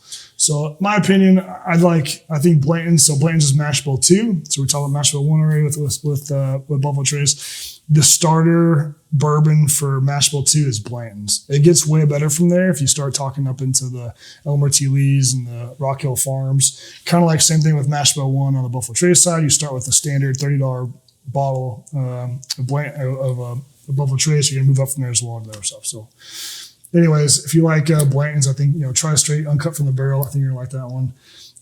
I think it is an important point. We didn't really talk about it earlier, but when you're bringing the proof down, so we talked about the Bottle and Bond Act, and it has to be bottled at 100 proof. They're just cutting it with water. That's right. That's all that they're doing to get that proof down is just adding water, which is what makes the uncut cast strength barrel proof stuff attractive, is because it hasn't been watered down. So the full flavor profile is there in full force, and it hasn't been cut down at all. Now, some guys actually prefer, and they think that adding water can bring out more of the flavor. So it depends. Like some guys will even take a cast strength, pour it in a Glencairn, and then add a splash of water after that, a couple sips to see if it changes it. Totally acceptable thing to do. Yeah, for sure. Yep. And sometimes you get those extra flavors for whatever reason that opens up the bourbon. So, yep, that's pretty acceptable. Eagle Rare. So once again, we're back into the mash bill 1 here for Buffalo Trace. So just different labels from that standard Buffalo you see on a bottle for $30. Eagle Rare. It's going to have a 10-year age statement. It's the exact same juice, same barrel, same locations, same proof, essentially. But that's got the Eagle Rare label on it. So it's a 10 years, so a little more aging, a little better flavor, a little more barrel to it, a little smoother. Kind of its sister product, if you will, is Colonel E.H. Taylor Small Batch. So once again, no age statement, or not once again, but on this one we have no age statement. Small batch. It's gonna be a bottled and bond, so 100 proof. But if you like that mash bill one, that Buffalo Trace flavor, try these. You're gonna like them. Eagle Rare is a little more attainable in some ways. I think maybe 50-ish bucks, $60. Harder to find. These are all gonna be harder to find, right? Buffalo Trace is trying to keep up with demand, but they're not kicking out quite as much. So people are still trying to buy all this stuff and sell it secondary. But there's really not much markup here, honestly, from MSRP. So currently each tailor is about $80 a bottle if you can find it. And secondary is similar, it's not that much more. Once again, great easy drinkers and a really nice gift as well. Kind of in that good price range. It's something that's unique and hard to find on those. Weller Full Proof. So now we're just talking essentially the same kind of concept, not cutting it with as much water, but Weller Full Proof is going to be bottled at 125 proof. So if you like that Weller style, like that special reserve, or like getting into that poor man's Pappy, Weller Full Proof to me, I think is one of the more unique Wellers, and it's at a good price point. Once again, secondary is tough, but maybe a couple $100. And even sitting here in this lineup with all of these other barrel proofs and like really good stuff, you can just tell how dark that thing is. Yeah. It just looks different in the bottle. Yeah, let's pour one of these while we're talking. Yeah, so full proof. What's also unique about this one is the fact that if you like that Pappy profile, you're not going to get it above this. This is 125, so it's almost as it's one of the stronger. Sweet pours. Tiny glasses. Napkin. Anyway, so they're not going to get any higher than that, is what you're saying. That's right. Yeah, I was like, Pappy. I mean, you're talking like that 107 because Pappy thought 107 was the right bottle proof, which arguably he's probably right. He wasn't wrong. But yeah, full proof. Pretty darn good. Yeah, pretty awesome. Some nice cherries and great flavoring.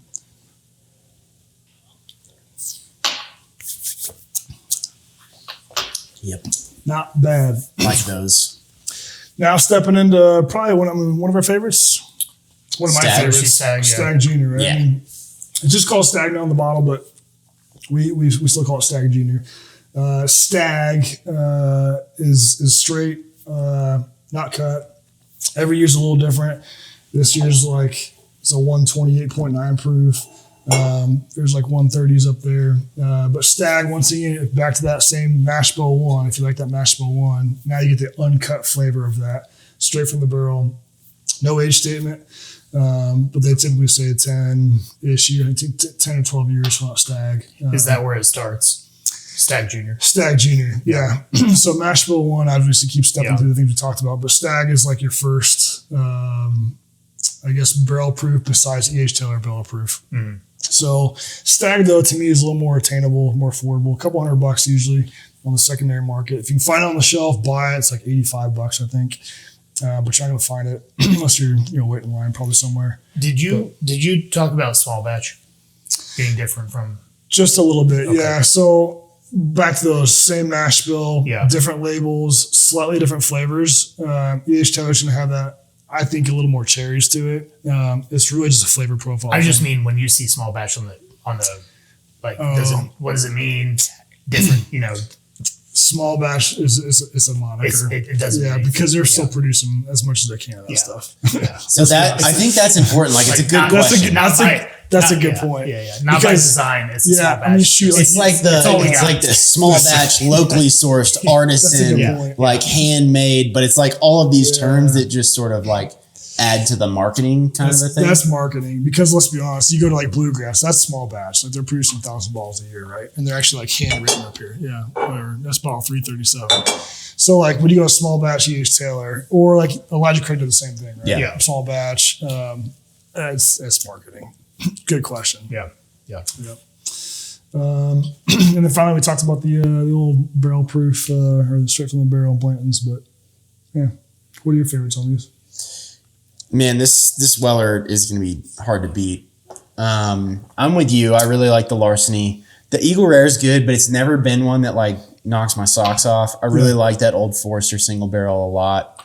The Blanton's is good, but I think stuff's falling over here.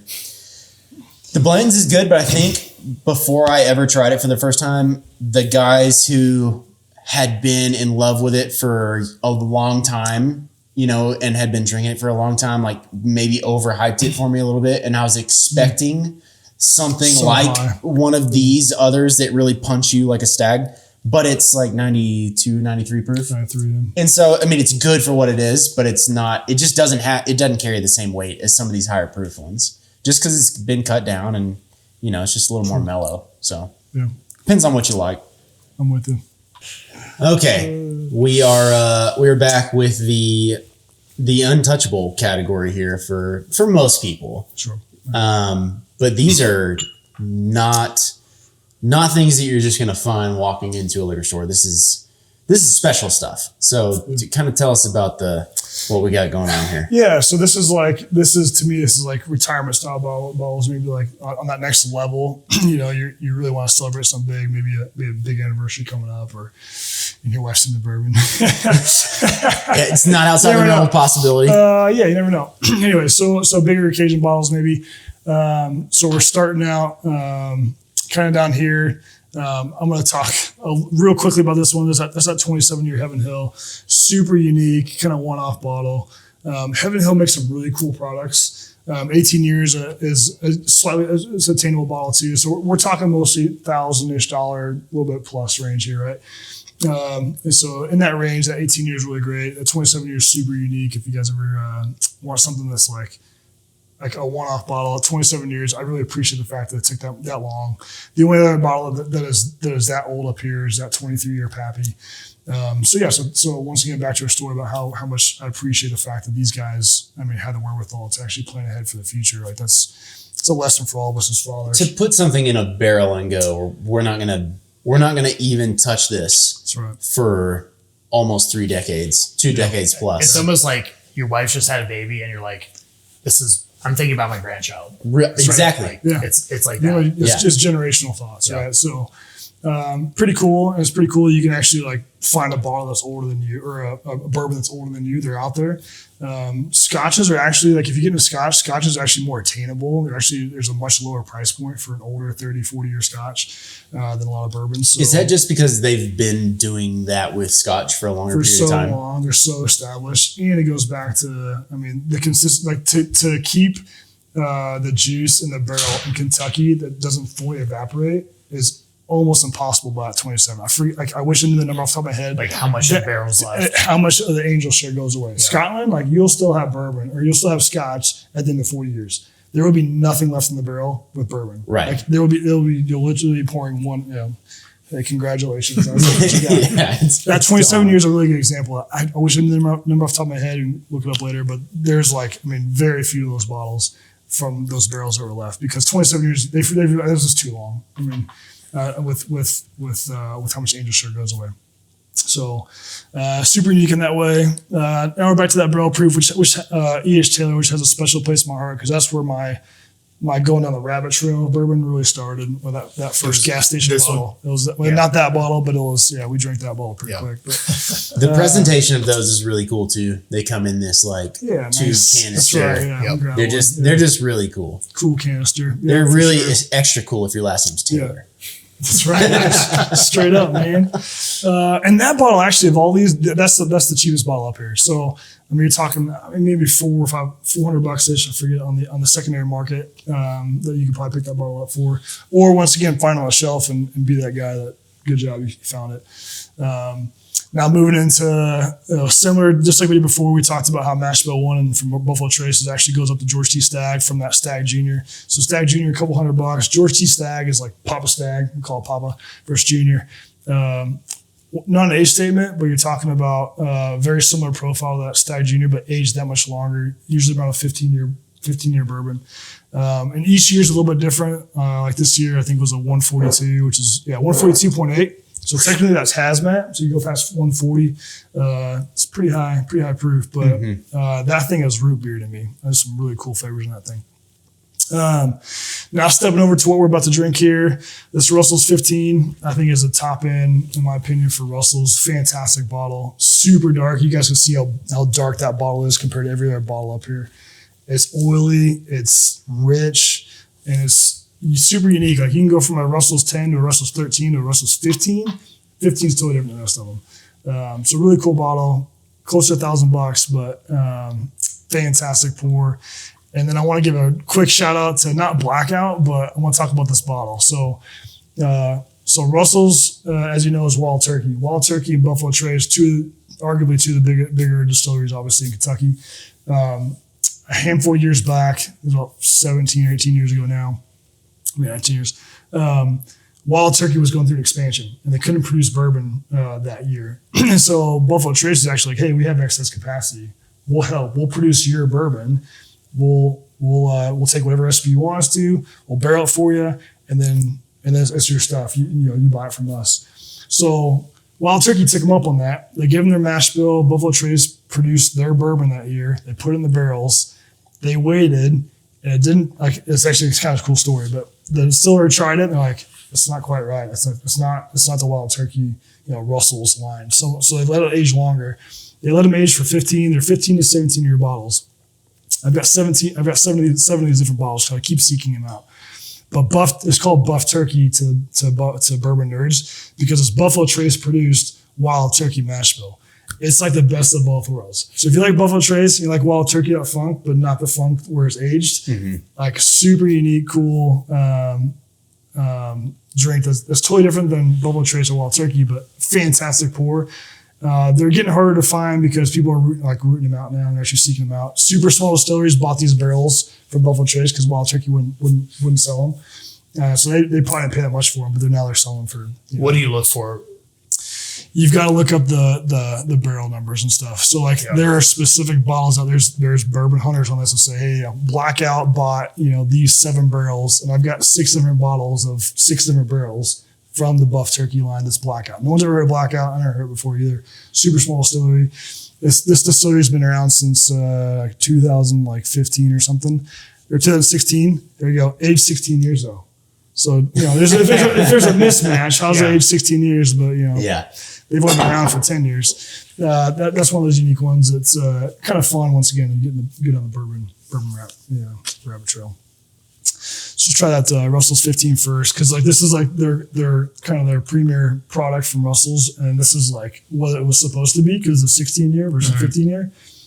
But the one difference is it was produced by the wrong distiller. Yeah, and I think you'll taste the difference.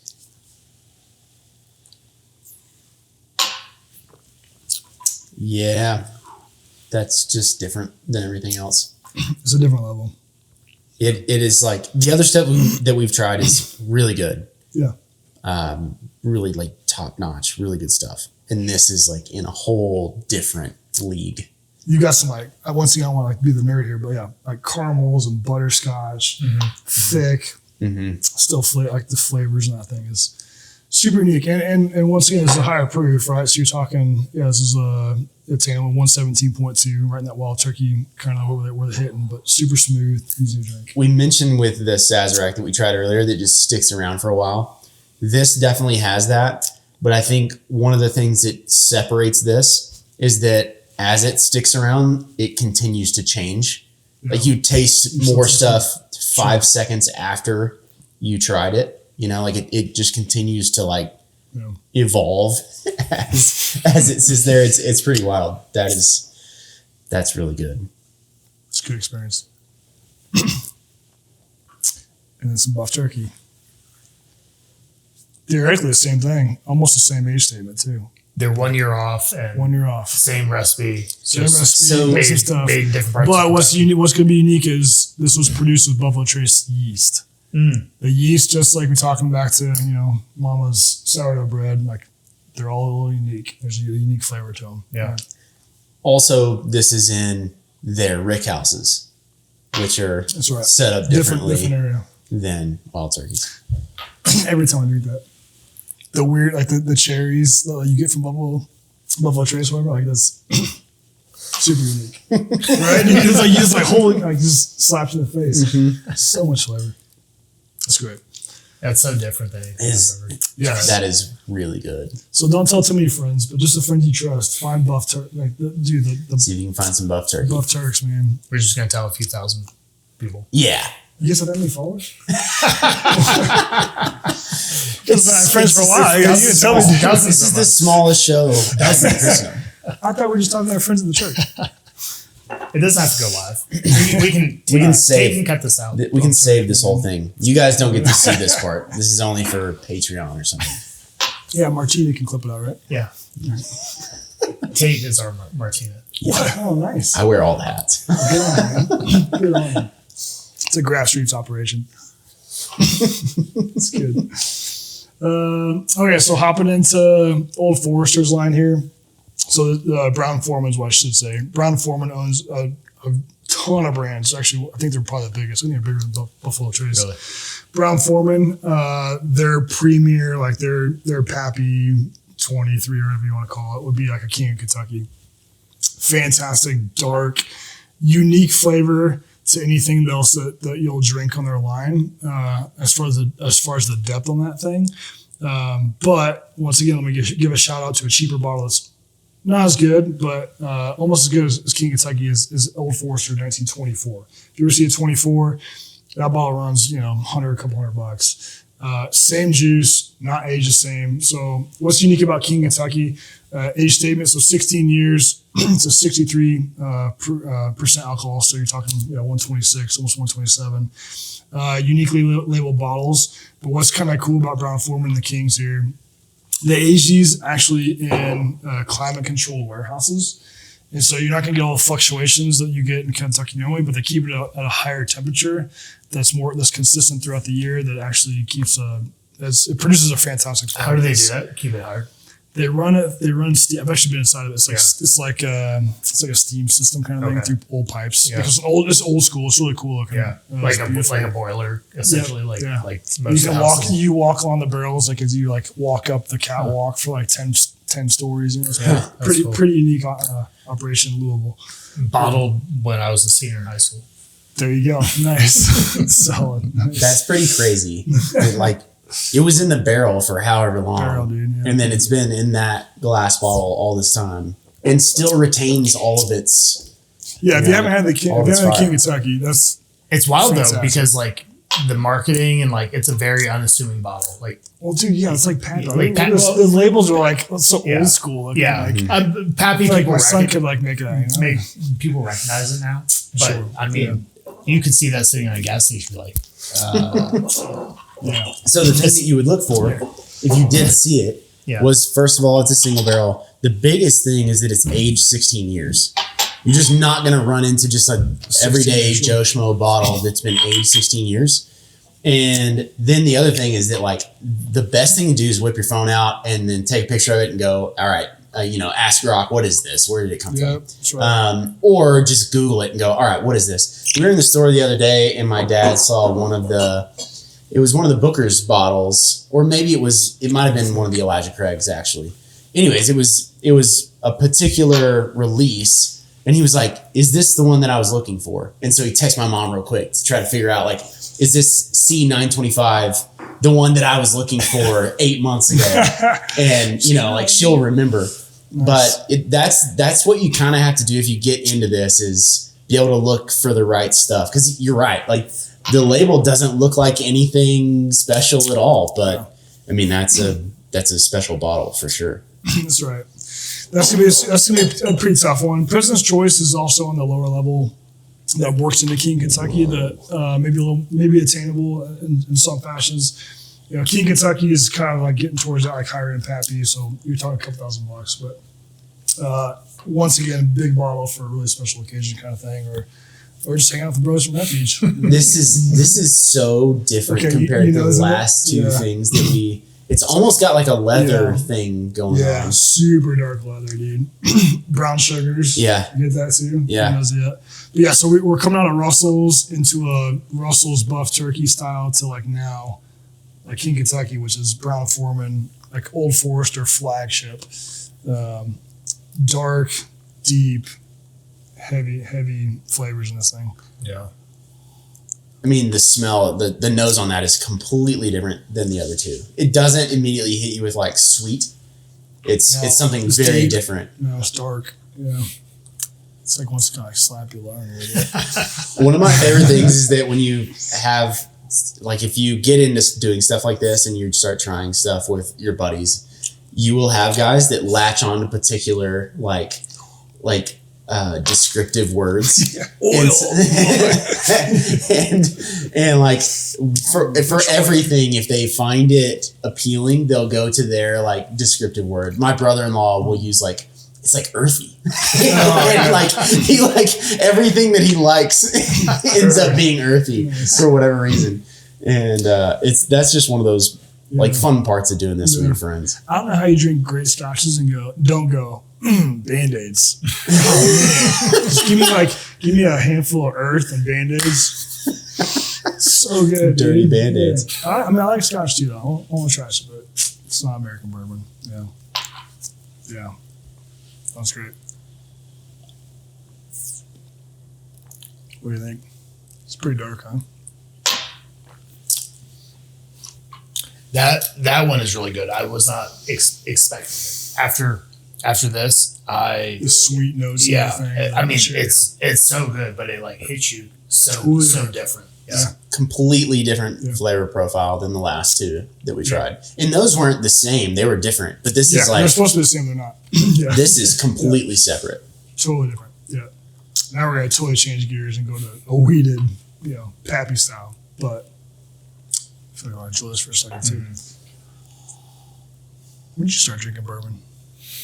8-10 culture too, or no? I don't know, 8th and 9th grade. I had my first Miller Lite when I was 7. I mean, 8-10 culture was. I mean, it's all the same. I grew up in Korea with 8-10s and F-16s. Yeah. Very similar. You were no son. It was for my first operational assignment. Yeah. So you got through the night sometimes. I got into this because my dad. Soju and. I never liked soju, but yeah. That was soju, yeah. What is? I don't even know what soju is. It's a rice wine. It's, clear. It's a clear liquor. It's a vodka style that's made from, I don't know. Imagine like a cheap sake. I don't know how to describe it. It's totally different. It sounds really good. Yeah. Well, they usually put like peach in it or something and make it Okay. like bearable. Like your wife might like it for like Sex on the Beach kind of thing to drink. It's a little coconut and cream in there or something. But Gotcha. Tate loves mixed drinks, so you look like a strawberry daiquiri. Yeah. What I always feel bad because Paige will like want to make mixed drinks and she's like good at it, and everyone else really enjoys. My wife does too. Tom Collins or like we I like Tom Collins. We had a nice guy. a master's drink the other day we were watching the golf. Yeah, Like, can I just Rory have pouring that thing out. whatever the brown stuff is that's in this? Can you just put that in a glass by itself with nothing else? But that's too easy, honey. yeah, it's more appealing to me for whatever reason. Uh-huh. My dad got into this because he hurt his back and like herniated some discs and couldn't walk for like 6 months. Doesn't respond to pain meds well at all. He like gets nauseous and feels terrible.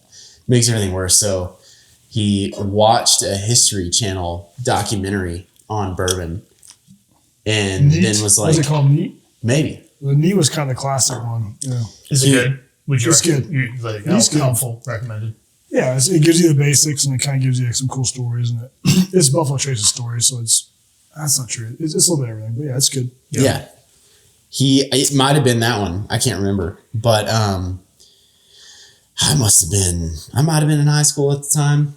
But he called my mom and was like, hey, on the way home, give me some Maker's Mark. And started drinking Maker's and then Get a weed bourbon. Knob Creek. And then Shit. he was just like off to the races from there. And now he's got an entire like bar dedicated to nothing but whiskey. In the back of his garage. He was supposed to be here. I know. For this. I feel so bad. Where's he at right now, dude? He went back to Texas, so he could have been here. Open invite. I mean, he will be someday, but Lord willing. But he would love this. He's got not quite this, but it's like dedicated space, and he's got quite a few bottles. Yeah, my wife really appreciates all the cabinet space it takes in the kitchen. Yeah. So what's funny is originally all like my mom helped design. They like built this house, and she helped design, get all the bar stuff set up, and we built the bar, and I helped them build the shelves, and we got it all set up. It looks really cool, and all of this stuff was outside. Then because they had the bar, she would go out there and hang out with him, and he would constantly be like passing her stuff, going, try this. And before you know it, she's like just as into it as he is. For real. And now I try to there's with like my wife, and she's like, I still don't like it. So mine doesn't either. My mom got really into it over And the she course. drinks it. She loves it, yeah. Cool. And has very particular, like she loves Penelope bourbon, and like That's MGP. yeah, she loves it. Indiana. And so now there's like a secondary bar in the house. Mama's bar. It's like Got her. she's like brought a bunch of stuff that both of them like, Nice. and they've got a bunch, like you got like a secondary stash inside the house Nice. now. So Nice. she's okay with it taking up some shelf space in the kitchen. Nice. Pretty funny. Nah, that's awesome. All right, so we're gonna move to Old Rip Van Winkle. So you call it like, so if you didn't know, Pappy is called Pappy Van Winkle at 15 years. The 10 and 12 year style is just called Old Rip Van Winkle. 10 year is a 107 proof, and then the 12 year is Lot B. It's at like 89 point something. It's like 90-ish proof.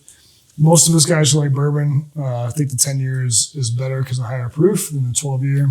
So I didn't pull that one down, but this is arguably, if you want to just go for like one like crazy, higher end bottle that's not crazy but like attainable for that super special occasion. Everyone knows Old Rip Van Winkle. It's baby Pappy. It's legit Pappy at 107, and it's fantastic.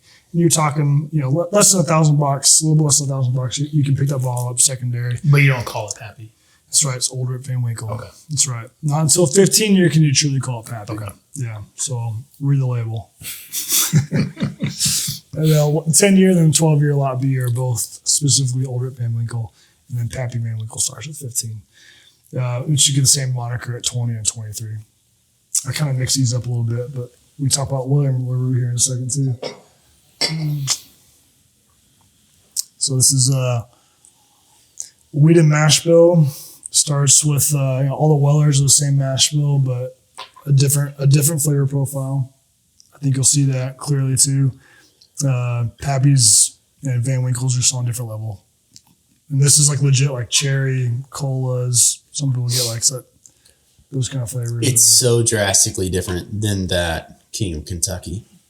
Those are very different. That's true. Yeah, it's almost the wrong directions here. Sorry.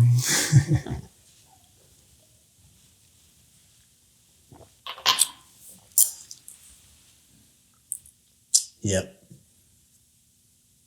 It's a great pour. Mm-hmm. I don't know how you argue about that pour. Which one did we try? That's 10 year. 10 year. Yeah, Old Rip Van Winkle. And people like it better because higher. Then the 12 year. Than the 12. Yeah. So if you're gonna go, if you're okay with spending closer to 1,000-ish, go that 10 year. If you want to spend closer to 1,500, a little more maybe, go the 15 year. And this is the same stuff, just 5 years more in the barrel, and that much better.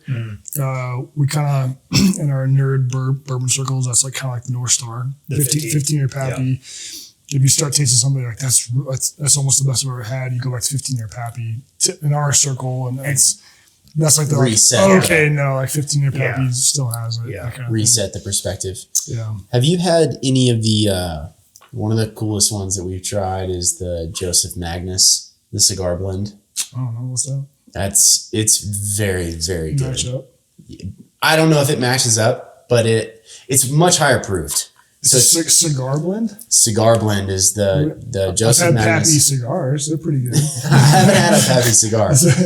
My mom found a bottle and had it shipped, which you're like where we were in Texas, you're not like technically allowed to. Oh yeah, you can't ship any of this stuff. Yeah, I don't think anywhere you're technically allowed. You're not technically allowed to ship it anywhere. But she found a bottle. Machine parts, not correct. No, they're olive oils or maybe syrups. These are really expensive essential oils from California. Yeah, sure. But she got my dad a bottle Keep it on the podcast for Christmas at one point, and it is fantastic. It's Nice. very good. Oh, nice, right? I found one that Tim hasn't tried yet. I was like, that's like, I hadn't even heard of it. who makes it? Is it one of these like obscure bluegrass? I'm not gonna be able to pull it off the top of my head. I can't That's remember. fine. It's definitely, the distiller is a distiller that has worked at some of these bigger places and has experience under a larger brand name, but then is doing some stuff on the side, So basically. they're kind of little guys though. Yeah, Yeah, probably like MGP, huh? it might be. It might be. I don't know. Nice. All right. So 10-year, I mean, arguably, King Kentucky, I think it's hard to beat. 15 years hard to beat. It's just if you like the flavor profile, that sweeter, that lighter cherries and whatnot, that you get in that old rip or pappy. So at this point, like, opinions are opinions. Everybody's got them. You know what they are. Go for it. They're all fantastic, right? So we're going to try 15-year, though. See if the hype is worth it.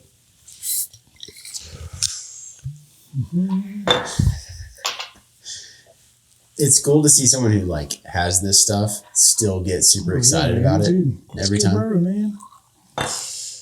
America's bourbon. What else do you have to drink? Not to drink it. You don't even have to sip it. I mean, Yeah, this is one of those you can legit just the nose nose. for. The like, nose is Yeah. on its own is. This is one of my favorite things too. Like to bring people in who are skeptical, or not that you guys are skeptical, obviously, but people who are like, I'm skeptical. why would you pay $1,800 for that bottle? Like, Yeah. I get it. No, I get it. Like, we got a million other things we can spend money on. Let's keep the business going. Let's keep the family growing and all the things. Like, but there comes a time where, you know, if things are in order, like maybe it's okay to enjoy a little bit of those first two as you give to the Lord and enjoy some of the work too, right?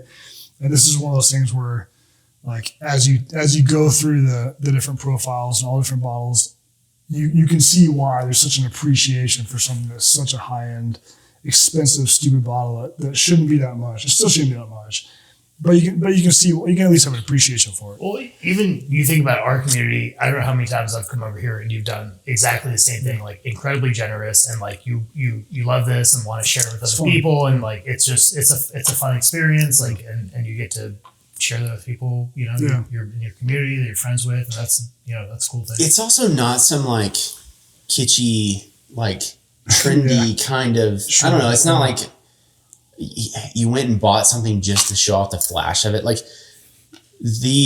I think the assumption too, like you see 10 and then you see 15, you're like, oh, it's just a little bit older. It's 50%, like it's been in the barrel 50% longer, and 15 years is a long time. There's just something like, it's just heavy. Like there's something about this that's just different than some of the other stuff that you could just go throw money at. It's cool. And like you mentioned, the fact that you get to share it with people and kind of like enjoy it together is part of the fun. It's perishable. It's expendable. Like there is you're 27, like that's going to be gone one day and it's never going to be back. You know? Yeah. Yeah.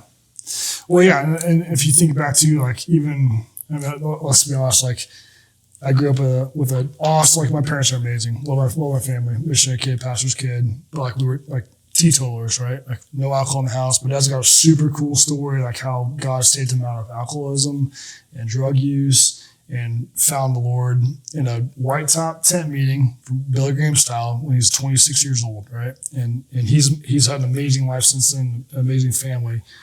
But like I didn't grow up with appreciation for this stuff. And then like you read through scripture and you know, Jesus reclining at the table with his disciples, you know, there's wine there, there's food there, like they're enjoying each other's company. It's not just, they're not just talking theology. They're just talking about their lives, right? Same thing like the miracle of Cana. Like he could have made first miracle, but man. he made amazing wine. Oh, weird. the best wine that's ever been. Yeah, so there's such an appreciation there from my perspective too, because who wants to drink this stuff by themselves? Like, I mean, no, like no one buys this kind of stuff or has this kind of stuff to enjoy by yourself. You know, well, that would be pretty miserable. Yeah, what a sad existence. Exactly. Good night. Something you bring the brothers around and enjoy it and be able to share that those kind of fruits. Like what a cool What a cool blessing, you know. Yeah, absolutely. Love that. All right, you into the 15 year? Yeah, let's do it. Cherry cola. Golly, man. But yeah, you're right. You just nose it. You just enjoy by nosing. Yeah. Yeah, that could be a candle. I'm sure they already have. I'm sure they already have some sort. Next business idea, take. Yeah. Let's go, man. Love it. Oh, yeah. But you can see too why. 15 years that much better. But you're also talking about twice the price of the 10 year. Mm-hmm. 10 year is so good. It's good. It's so good, right? It's significantly smoother. It is. Right. That's the age. Less of the bite. Yeah, you get the bite. Especially going from that King, Kentucky, the 10 year is easy to drink Oh, so yeah. comparatively. Yeah. But 15 years even that much easier. It's Yeah. almost a dangerous. So like we joke, Chad and I were talking this recently, but you hop to the 20 year, you drink the 20 year, and you're like, I can drink this for breakfast. Like that is terrible. Like, don't drink whiskey for breakfast. Don't do that. Bad way to start your day out, but like good night, dude. Like all the flavors and how smooth it is, it just gets that much more into those bottles. So yeah, sometimes it's okay to have a little bit of bite. Yeah. Yeah, it's good. They're just they're yeah. different. But when you compare the 10 and the 15, that was the first thing I immediately noticed was like it's just it's like so smooth. Yeah. All right, I'm going to save myself because I misspoke earlier. So I said Weller Full Proof is the highest proof you can get in the wheat and mash bill from Buffalo Trace and the Pappies. That's incorrect. William LaRue Weller, you can get a barrel uncut. This is a 133.6 proof. This is legit. It's Pappy juice, same thing as we talked about Weller. This is more like the top end Weller, but it's the same juice that goes in the Pappy as well. But this is uncut, out of the barrel, 133. So you gotta try a little splash of this one. Does it drink hotter than Pappy? Oh yeah. Well, so like you're more in that Weller profile, which is not quite the Pappy line. Plus, you're talking like legitimate 130s to 140s sometimes. Every year's a little different on these guys, so you can have a lower proof as well come out for that year, but fantastic still. I know the 15 year is the North Star, but William LaRue this was actually my first favorite. Is that where you All time. Is that where you put it in the order there? Ooh, I didn't mean to. It depends on the night. No, because like the King would be up here. Like I'm gonna love Russell's 15. It would be super tough to pick the top five. Yeah. These, I mean, yeah. If you had to pick Anything in this lineup, you can't go wrong. You can't complain about. you're not gonna be mad about any of these. It's funny. I'm trying to give you like a favorite, but like that we tried. Yes, it's really difficult. But they're so different, especially like where we started and this one. Yeah. And they're so good. They're so different. Go back to one if you think you like it. Really, that one really stuck out to me. When the first time I tasted it was like, oh, that's good. So my brother's a huge bourbon nerd too. Yeah. King Kentucky's #1. Yeah. Yeah. So I didn't fully finish the story, but that motorcycle trip kind of started it, and then my brother really started getting into it too. He's lived on the Kentucky Trail, the Bourbon Trail in Kentucky for years now.